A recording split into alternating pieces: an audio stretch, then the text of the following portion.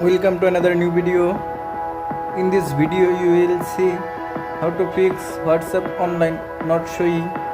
Please follow complete the process.